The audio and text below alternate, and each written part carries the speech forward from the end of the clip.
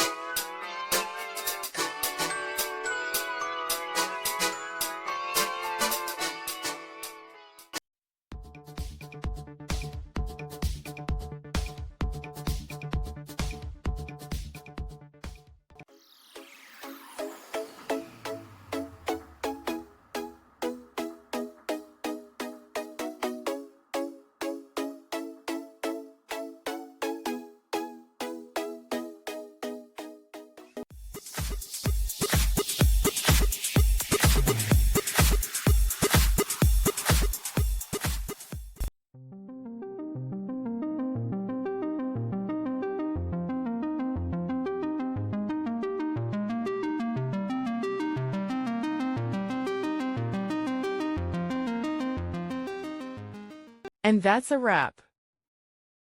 I hope you found the answer you were looking for. If you did, take a second to hit that subscribe button. It really helps out. And let me know in the comments which solution worked best for you.